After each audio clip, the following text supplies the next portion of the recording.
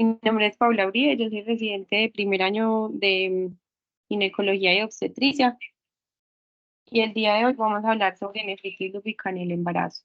Entonces, los objetivos de esta charla es primero exponer un caso de nefritis lúpica con sus desenlaces, identificar la nefritis lúpica en el embarazo como una complicación del lupus sistémico, determinar si las pacientes se benefician o no de biopsia renal y en qué casos sí la vamos a tener en cuenta y conocer los medicamentos que más beneficio tienen para estas pacientes embarazadas con nefritis lúpica. Entonces es importante hablar de esto porque la nefritis lúpica es la manifestación clínica más frecuente durante la gestación. Se presenta en más del 50% de las pacientes que tienen lupus durante el embarazo. Es un factor de riesgo para la muerte fetal, para restricción de crecimiento fetal y para eh, trastornos pues, de la presión durante el embarazo y se asocia con una mayor morbilidad, 20 veces mayor pues, que en una paciente que no presente lupus. El diagnóstico de la nefritis lúpica en el embarazo suele ser un desafío porque las manifestaciones se pueden confundir con trastornos asociados a hipertensión en el embarazo o también con la misma sintomatología propia pues, de los cambios fisiológicos en el embarazo. Y el éxito de estas pacientes es llevarles pues, como un control, incluso pues, la idea es que sea preconcepcional. Entonces, para exponerles el caso clínico que traemos el día de hoy, ella es una paciente femenina de 35 años, y hasta 5 partos, 3 abortos, uno. En sus anteriores embarazos no había presentado ninguna complicación. Es O positivo, residente en Bello, unión libre. Ella ingresa a la clínica UPB el 8 de enero. El motivo de consulta es porque estaba hinchada y tenía un dolor de cabeza. Entonces, para ese momento, la paciente tiene un embarazo de 21 semanas y un día por ecografía del primer trimestre. Para el momento no tenía ningún antecedente pues conocido previamente. Ella consultó previamente a la clínica Soma el 4 de enero por un cuadro de un mes de evolución de un edema en miembros inferiores, no asociado a ninguna otra sintomatología, pues según lo que refería la paciente para este momento. Al ingreso en la clínica Soma encuentran cifras tensionales altas, no en rangos de gravedad, y realizan pues como exámenes de extensión de daño endotelial donde evidencian una alteración renal. Le desean hacer pues como más para clínicos para extender pues como su evaluación. Sin embargo, pues por cuestiones administrativas la tratan de remitir a un hospital en Bogotá, pero la paciente firma la alta voluntaria y consulta por sus propios medios a esta institución. Entonces, en revisión por sistemas, en la clínica, en la historia clínica, pues del ingreso no se documentaban propiamente estos síntomas de revisión por sistemas. Sin embargo, yo indagué pues más a la paciente sobre síntomas que posiblemente estaba presentando antes de incluso pues la consulta a Soma, y ella refería pues como un cuadro de alopecia de 5 meses, un dolor articular en articulaciones de miembros inferiores y superiores, úlceras bucales frecuentes. Ella refería pues que venía presentando hace 2 meses más o menos 3 episodios de úlceras durante una semana y negaba pues otra sintomatología asociada al examen físico del ingreso. Encuentran cifras tensionales altas no en rangos de gravedad y un edema grado 2 en miembros inferiores sin ningún otro hallazgo importante. Ella nos aporta pues de la clínica Soma unos paraclínicos en los cuales vemos una alteración renal, un uroanálisis con una proteinuria, una hematuria, una anemia y una hipocomplementemia. También aporta una ecocardiografía que le realizaron en Soma con una FEBI preservada y una insuficiencia mitral leve y una ecografía renal que reporta signos ecográficos de nefropatía. Diagnósticos al ingreso para esta paciente: entonces el embarazo de 21 semanas y un día, una lesión renal aguda, determinan que la tasa de filtración es de 15 mililitros por minuto, con una creatinina basal para la paciente de 3,73, una hipertensión crónica secundaria de novo, una anemia que la estudian y determinan que es normo y un feto pues creciendo en un percentil 11. Al ingreso pues hospitalizan, interconsultan a materno-fetal, a medicina interna y a nefrología, envían antihipertensivos y paraclínicos de extensión. Entonces realizan posteriormente el diagnóstico de lupus por una nefritis lúpica. Según los criterios de EULAR del 2019 les da 18 puntos con unos ANAS positivos, un RNP positivo, anti-ROY y anti-SM positivos, y además tenía una hipocomplementemia, una linfopenia y una alteración renal. inician pues tratamiento inmunosupresor, le dan pues como inicialmente un bolo de metilprednisolona y posteriormente continúan con prednisolona. También le dan pues hidroxicloroquina. Rituximab recibe durante la hospitalización 2 dosis en total y la inmunoglobulina que también se le aplica. Aparte pues de los tratamientos para el lupus, le dan pues manejo antihipertensivo, levotiroxina, protector gástrico, tromboprofilaxis y sus micronutrientes. Entonces, la paciente venía pues relativamente controlada, ningún paraclínico de daño endotelial le dio alterado. Sin embargo, pues ella durante su control y su hospitalización, el 6 de febrero, ella hace una crisis hipertensiva de 180 a 100, la comentan con UMI, la trasladan y en UMI deciden pues finalizar la gestación por parto vértice espontáneo a las 5:45, recibe previamente 2 dosis de misoprostol, nace un masculino de 525 gramos, que todavía pues no es viable con una restricción de crecimiento tipo 1, nace muerto y realmente realizan a la paciente un legrado obstétrico. Aquí nos queda entonces la duda, pues si la finalización de la gestación se hizo pues cuando se tenía que realizar o si se podía pues como haber evaluado porque pudo haber hecho esta crisis hipertensiva pues posiblemente secundaria a su alteración renal, pues como de base y no propiamente a un trastorno hipertensivo, pues que esté asociado. Y posterior pues a este procedimiento, pues al parto, se le realizó pues 3 ciclos de diálisis que lleva para este momento la paciente. Aparte pues de estos diagnósticos y de la parte renal, a la paciente se le han diagnosticado más cositas pues que no nos competen discutir pues en este momento, hablando pues como de nefritis lúpica propiamente dicha.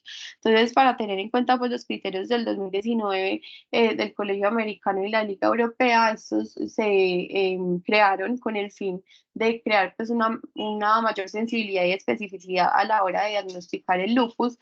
Lo más importante en estos criterios es que ellos parten de que los ANAS deben ser positivos y ya partiendo de esto, entonces van a mirar unos criterios que se clasifican pues en 7 subtipos clínicos y 3 inmunológicos. Entonces ellos dicen que cada criterio pues es aditivo, sin embargo, si una paciente presenta dentro de un mismo parámetro varios de los eh, compromisos, no van a ser aditivos, sino que solo se va a tomar en cuenta el mayor. Es decir, por ejemplo, en la parte bucocutánea, si la paciente viene con una alopecia, con unas úlceras bucales y una lupus, por ejemplo, agudo, pues unas manifestaciones de lupus agudo mucocutáneo, voy a tomar entonces la más grande, que sería pues en este caso las manifestaciones agudas mucocutáneas con un valor de 6. Entonces así va a ser pues como cada ítem se va a tomar el valor más grande para la sumatoria en total y cuando un valor me dé de 10 o mayor ya pensaría pues ya sería el diagnóstico de lupus.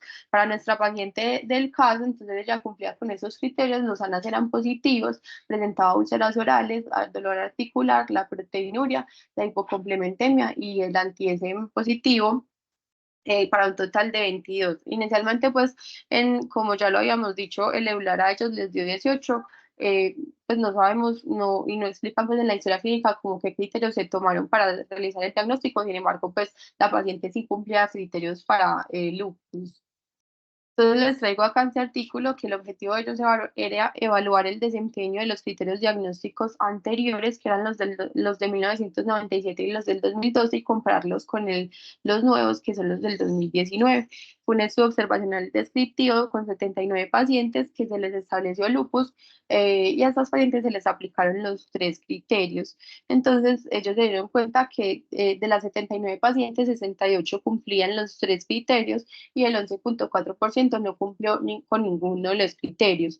Determinaron entonces una sensibilidad para los criterios del 1997 baja de 52%, mientras que la sensibilidad del 2012 y la del 2019 eran semejantes, pues eran muy similares para ambos casos. Entonces ellos concluyeron pues que en realidad los criterios de clasificación del 2019 se similaban mucho a los del 2012, que eran los que se estaban tomando pues como criterios diagnósticos en las pacientes pues con un lupus de larga duración. Listo. También tener en cuenta el índice de actividad del lupus, que es con esta escala que se toma pues según las manifestaciones o los signos que presente nuestra paciente. Y muy importante tener en cuenta que esta escala me va a decir pues cómo se ha comportado la actividad del lupus en los últimos 10 días. Para esta paciente el cálculo pues fue de 18 puntos según los criterios que ya cumplía.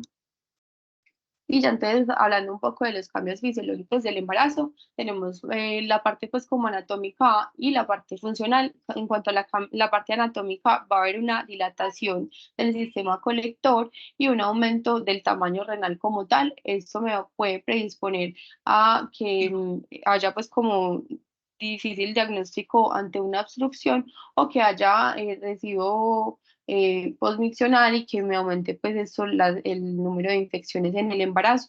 Y cuanto a los cambios fisiológicos, vamos a ver que va a haber una vasodilatación sistémica y renal, un aumento de la volemia total de la paciente, de la tasa de filtración glomerular que cambia de 40 a 65% aproximadamente, y una alteración de la reabsorción tubular de los solutos. Eso me puede llevar pues a una disminución de la presión y una disminución leve pues de la creatinina y un aumento de las proteínas durante el embarazo. Ya entonces, hablando de la nefritis lúpica, esta es una de las complicaciones más graves del lupus. Se dice que un tercio de las pacientes con un compromiso renal pues van a tener compromiso renal al momento del diagnóstico de lupus, y 50% de las pacientes que tienen lupus van a tener afectación renal, y se va a dar por un depósito de complejos inmunitarios, una activación del complemento.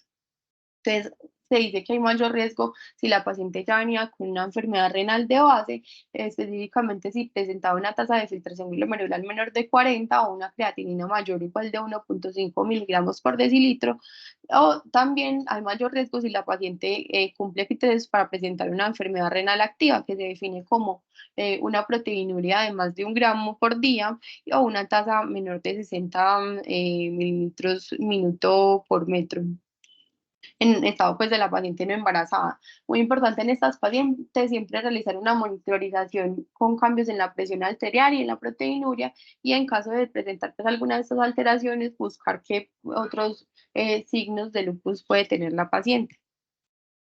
En cuanto a la patogénesis, se van entonces a formar unos complejos inmunes pues presentes que en el mesangio, en el espacio subendotelial y en el espacio subepitelial va a haber un aumento de las moléculas de adhesión en el endotelio, y va a producir, pues las células mesangiales, las macrófagos y las células B y T van a aumentar las citoquinas que son proinflamatorias, aumentando pues la inflamación como tal. Entonces, cuando vamos a sospechar una nefritis lúpica, lo vamos a sospechar en las pacientes que tengan lupus sistémico y que presenten un sedimento urinario activo con una hematuria persistente, que presenten cilindros celulares, que presenten proteinuria o una creatinina elevada. Y ante esta sospecha, cuando estemos sospechando esto en las pacientes, la confirmación como tal sería con la biopsia renal, que la biopsia se reservaría entonces para casos donde me quede pues como el diagnóstico, pues con el diagnóstico sea incierto y lo quiera confirmar, y esto pues va a definir la naturaleza de la etiología de la enfermedad y va a excluir pues también otras causas, va a determinar el pronóstico y la cronicidad de la enfermedad. Pero entonces, hacer o no hacer pues la biopsia renal durante el embarazo. Entonces, ellos recomiendan que no se debería hacer en todos los casos. ¿En qué casos sí se debería contemplar pues la posibilidad? El Colegio Americano nos dice que si hay un aumento pues como de la creatinina basal, una proteinura que sea mayor de 1.000 miligramos en 24 horas, o que la proteinura sea mayor de 500 miligramos en 24 horas y que esté acompañado de hematuria. Y otras recomendaciones pues que ponen considerar es cuando se confirme pues em, la viabilidad pues como del embarazo, que se disminuya pues los riesgos de sangrado en estas pacientes, que sea un embarazo mayor de 28 semanas, y pues que si en realidad la biopsia no es posible, no se realiza, que igual se les inicie pues como el manejo empírico para estas pacientes. Ellos muestran que en los hallazgos histopatológicos que se van a encontrar unos depósitos glomerulares, unos depósitos extraglomerulares y unas inclusiones subloreticulares. Y el patrón pues que se ve ante la histopatología es un patrón de casa llena, pues que así se llama, y así se vería pues ante unas tinciones que se les realizan. En la clasificación, pues no me voy a tener mucho acá porque no nos compete mucho hablar de esto. Sin embargo, pues va de 1 a 6 según el compromiso o qué tan grave sería pues como la afección renal. Entonces, muy importante en estas pacientes identificar si estamos ante un caso de una nefritis lúpica o ante un caso de un trastorno hipertensivo.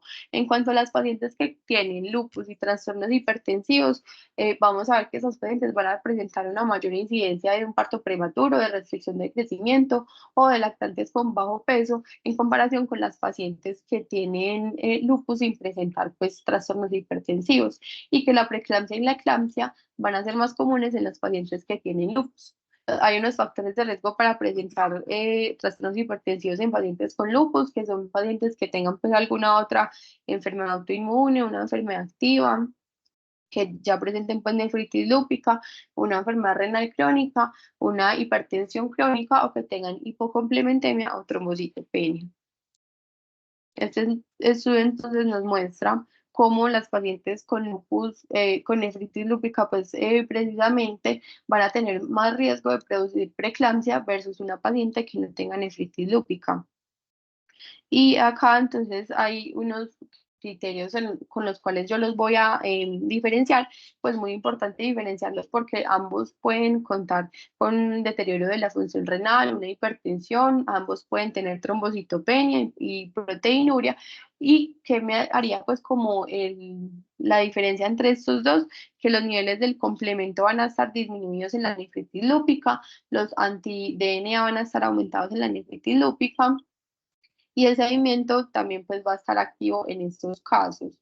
En cuanto al ácido úrico, este va a estar presente más que todo en los casos de los trastornos hipertensivos, sino ante una nefritis lúpica, y la calciuria también la podemos ver aumentada en trastornos hipertensivos.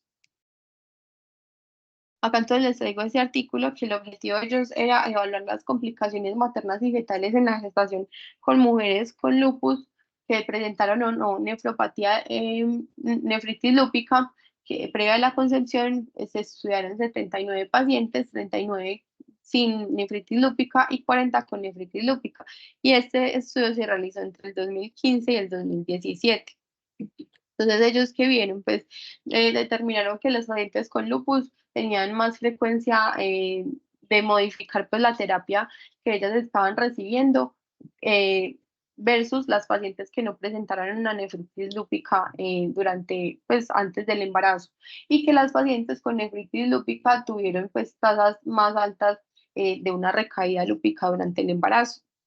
También se dieron cuenta que estas pacientes con nefritis lúpica tenían tasas considerables más altas de cesáreas de urgencia, y sin embargo no vieron pues como resultados fetales significativos para eh, cualquiera de estos grupos, o sea, no fue significante estos resultados.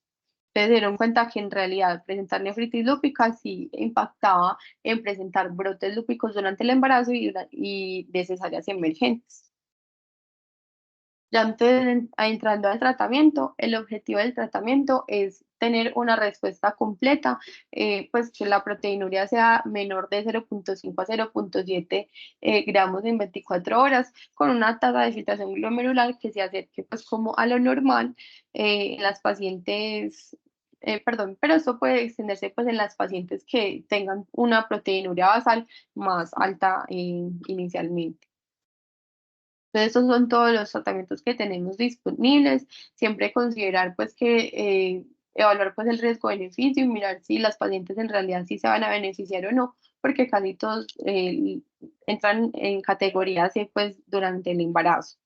Entonces, hablando de los glucocorticoides que se prefieren para estos casos de nefritis lúpica son los que no son fluorados, como la metilprednisolona, la prednisolona y la hidrocortisona. La idea es que se inicie pues como unos bolos de metilprednisolona, pues un bolo cada día por 3 días y ya después se puede continuar con prednisona a una dosis de 0,5 miligramos kilo día, reduciéndola idealmente a menos de 7,5 miligramos al día en los próximos meses. La idea es que se baje a la mínima dosis, pues que la paciente presente pues como una mejoría y que se mantenga pues el mínimo de dosis. Siempre tener en cuenta los efectos adversos de los glicocorticoides. En cuanto a la zatioprina, el EULAR, pues la Liga Europea nos recomienda que esta es la primera línea para la nefritis lúpica, los trastornos de la piel y la vasculitis, entonces siempre tenerla en cuenta que máximo se pueda usar hasta 2 miligramos kilo día. En cuanto a la hidroxicloroquina, este es un antimalárico que va a tener pues propiedades inmunomoduladoras y antiinflamatorias. Muy importante que este medicamento lo deben tener todas las pacientes con lupus que estén embarazadas.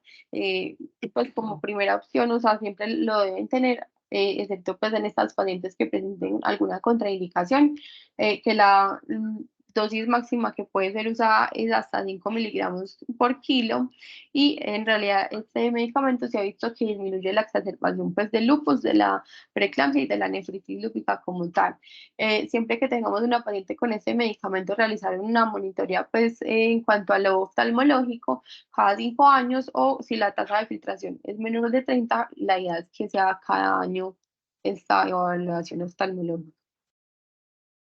En cuanto a los inhibidores de la calcineurin, los consideramos cuando hay una nefritis que es refractaria, que llevamos pues más de un año sin mejoría, los podemos considerar el tacrolimus y la ciclosporina y la acción pues de los niveles de la calcineurina lo que me va a hacer es que va a inhibir la producción y la liberación de citoquinas inflamatorias y de la proliferación de los linfocitos C. En cuanto al rituximab, entonces es el biológico que tenemos disponible pues, para estos casos específicos de nefritis lúpica. Es un anticuerpo monoclonal quimérico que es contra el antígeno CD420 de los linfocitos B. Entonces va a disminuir estos linfocitos, va a disminuir la maduración en las células plasmáticas, la producción de anticuerpos y la secreción pues, de citoquinas preinflamatorias. Tiene una inmunoglobulina que es la IgG1 que es selectiva y es transportada pues a través de la placenta hacia el feto. Entonces esto tenemos que tener mucho cuidado porque hacia las últimas semanas del embarazo podemos ver concentraciones altas del rituximab en el feto, incluso pues cuando nacen pueden continuar con niveles altos de ese medicamento. La vida media en el recién nacido es de 48 días y desaparece más o menos en los primeros 6 meses de día. La dosis es de 375 miligramos por metro cuadrado cada semana durante 4 semanas o también hay otro esquema que es 1 gramo cada 2 semanas por 2 dosis. Bueno, y para finalizar, la inmunoglobulina, que esta pues se usa en los casos que son refractarios, son anticuerpos que son altamente purificados, que están aislados pues de la sangre donada y administrados en una dosis grande. Esta va a ser útil porque me va a proteger contra infecciones, va a aumentar el recuento de plaquetas y en algunos casos de glóbulos rojos, favorece pues la función inmunológica de una forma positiva y la dosis que usamos es de 2 gramos por kilo durante un periodo de 5 días. Sin embargo, pues el periodo de tiempo para este tratamiento no está establecido específicamente y se recomienda que se dé de una manera uniforme y con una infusión que sea lenta. Ya entonces, para concluir, pues es importante identificar a estas pacientes con nefritis lúpica oportunamente, ya que muchas pacientes van a hacer, pues van a debutar lupus con esta complicación durante el embarazo. Recordar siempre tener en cuenta el diagnóstico diferencial de un trastorno hipertensivo en la gestante, ya que los síntomas vimos que son muy parecidos y referir oportunamente a estas pacientes para que se les ofrezca un manejo multidisciplinario según pues, lo que estemos sospechando, los síntomas que nos manifieste la paciente. Listo, no sé si alguien tenga algún comentario. Hola. ¿Te puedes devolver? Sí, ¿Escuchan ahí bien? Sí. ¿alguien está? ¿Eso de emergencia? Tú devuélvete a la de donde la diferencia de preeclampsia y nefritis lúpica.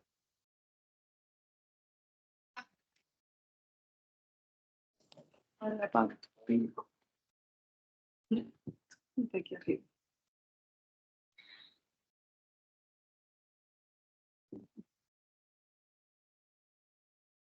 No, yo creo que no sale. Entonces,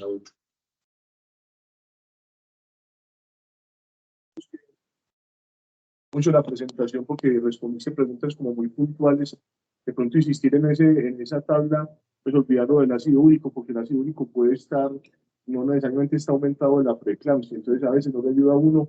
Creo que hay una ayuda diagnóstica que uno a veces no utiliza, que puede ser muy útil, que es la calciuria de 24 horas. Eso sí es muy específico, pues orienta mucho esa preeclampsia. Y recuerda que la hipocomplementemia es relativa. ¿En qué sentido? Que tú cuando lo que tienes que mirar es que los niveles de complemento no se reduzcan, o sea, si se reduce más de un 25%, aunque esté en el límite de normalidad, eso se considera hipocomplementemia. Y lo otro, en la otra tablita del frente, es la deficiencia de antitrombina 3. Mira que en general, cuando los niveles están bajitos de antitrombina 3, eso te ayuda, y es un examen que uno, pues que es, digamos, el resultado sale rápido, entonces eso también te puede ayudar, y ya pues lo de ustedes, lo de los marcadores endoteliales, eso también es otro, digamos que en ella lo que había que aclarar, pues de pronto como consideraciones puntuales del caso, es que la biopsia renal no se hizo porque en la ecografía había signos de la nefropatía crónica. Entonces los riñones eran pequeños y se aumentaba mucho el riesgo de sangrado, porque ella tenía como indicaciones, pero yo creo que esa era como la principal contraindicación y que no nos iba a cambiar como el tratamiento. Y lo otro es aclarar como el escenario de algunos medicamentos. Por ejemplo, en ella, ¿por qué se dio inmunoglobulina? Era porque ya en el transcurso de la enfermedad hizo un virus respiratorio por el panel, un film array respiratorio, pues eso pues impedía utilizar inmunosupresión en ese momento, por eso se dio inmunoglobulina unos días para poder inmunomodular sin empeorar la infección. Y lo otro es que el rituximab, ¿por qué? Porque era una bronquitis rápidamente progresiva, que digamos que tenía 22 semanas. A nosotros en la experiencia personal, utilizar ciclofosfamida en unas creatinas tan elevadas nos aumenta mucho el riesgo de infección. Entonces siempre preferimos dar rituximab. Por eso fue como el escenario de ella. Ella recibió, como dijiste, los bolos de metilprednisolona, luego la prednisolona a dosis moderadas de 30 miligramos. Entonces fue como el digamos, el papel de cada medicamento, porque se utilizó. Entonces, porque tenía un comportamiento, era una falla renal crónica sobre algo agudo con un comportamiento rápidamente progresivo. Y ahí queda, pues, sí, yo creo que de todos es el sinsabor, si realmente en ella, pues, porque, digamos, que tú decías que la hipertensión que obligó, pero aquí sí, hipertensión que obligó a la terminación de la gestación, era muy raro que fuera por nefritis lúpica, porque encima todo el manejo inmunosupresor. Entonces uno se cuestiona si realmente, pues, si era una crisis hipertensiva y que obligaba, pues, a terminar el embarazo, pues, digamos que es como lo que se hizo mucho, pues, para que, pero desafortunadamente, pues, digamos que esa, pues, terminó el desenlace, pues, no favorable del embarazo. Pero en general eso son como las consideraciones, o sea, siempre lo más importante de todo esto es analizar bien un citoquímico de orina. Muchas veces hemos visto pacientes con nefritis lúpica embarazadas que porque tienen bacterias en el uroanálisis, pero no miran que tenga la densidad urinaria baja, que es lo principal que pasa en nefritis lúpica, siempre que ustedes tengan cilindros celulares, especialmente eritrocitarios o leucocitarios, esa parte no tiene una infección urinaria porque tenga bacterias. Esa parte tiene una nefritis lúpica y hay que tratarlo. Entonces es como analizar muy en detalle ese citoquímico de orina porque esa es como la clave del diagnóstico. Gracias.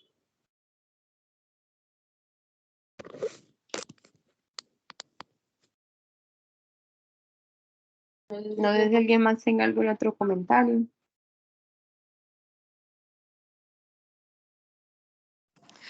Buenos días.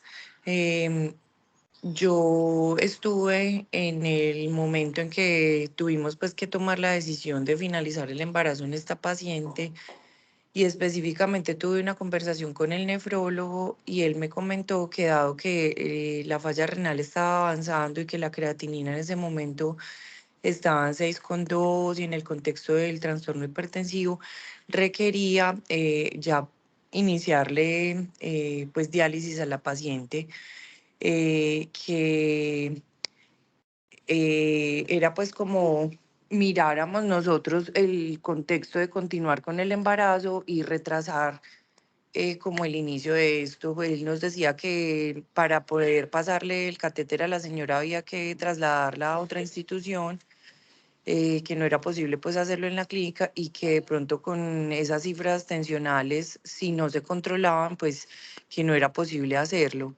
Hicimos la decisión, pues obviamente no fue fácil.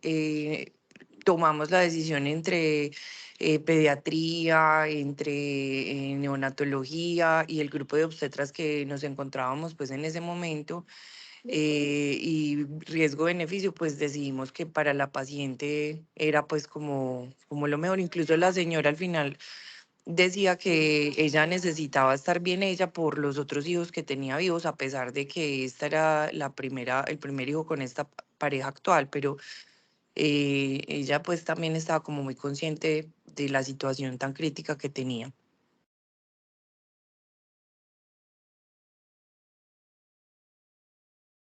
Muchas gracias, doctora.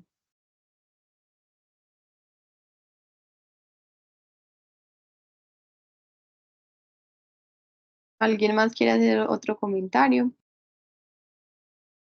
Sí, yo. Pues no, yo creo que acá a lo mejor el trastorno hipertensivo fue lo que mandó finalizar la gestación. Sin embargo, pues hay que reconocer que uno puede dializar a una paciente embarazada. De hecho, lo habíamos planteado unos días antes, si la paciente tenía criterios para diálisis, para que la dializaran. Yo pues lo de la diálisis, pues no sabía que el nefrólogo había dicho pues que ese era como un criterio para finalizar, pero realmente no lo es. Pues hemos tenido pacientes con diálisis embarazadas y bueno, yo creo que acá lo que primó fue el trastorno hipertensivo. Ya si la paciente quería pues interrumpir el embarazo, pues está en todo su derecho. Pero sí fue duro pues porque le volteamos mucho a esta señora y bueno, no, sabíamos que el resultado no era riesgoso, pero bueno, se hizo lo que se pudo. Muchas gracias. Muchas gracias, doctor. También lo de la hidroxicloroquina, porque cuando hay una depuración de creatinina menores a 30 minutos, se recomienda bajar la dosis un 50%. Entonces, por eso fue que la hidroxicloroquina se dio cada 48 horas. Esa era la otra consideración.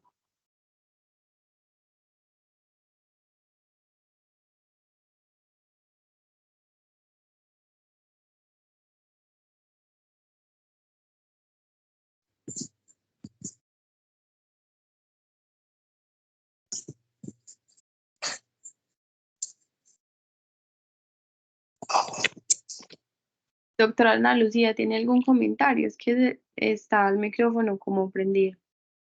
Hola, no, muchas gracias. Pues realmente nos aclara las dudas de la terminación del embarazo y de cómo fue como la situación. Entiendo que pues de todas maneras, aunque dijiste que no nos ibas a contar el desenlace, pues yo entiendo que esa paciente finalmente le pasaron el catéter y hizo como una complicación en la diálisis, estaba esperando un filtro de vena cava. ¿Nos puedes contar cómo en qué va la cosa?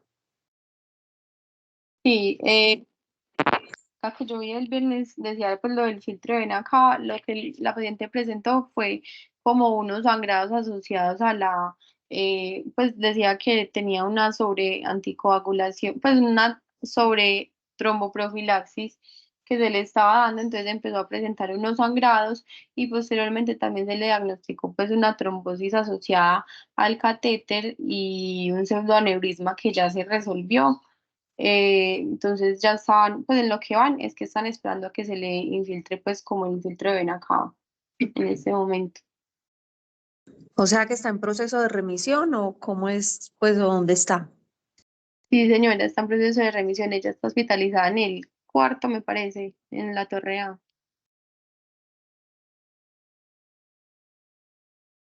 Listo, muchas gracias. No sé si medicina interna está ahí conectado, que tenga pues algún comentario adicional con ella.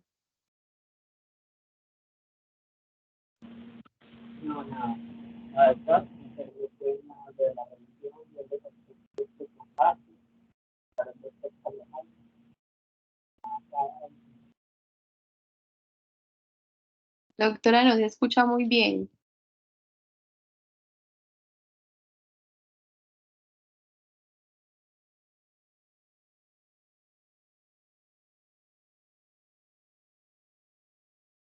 Hola, doctora Alejandra, ¿nos podría repetir, por favor?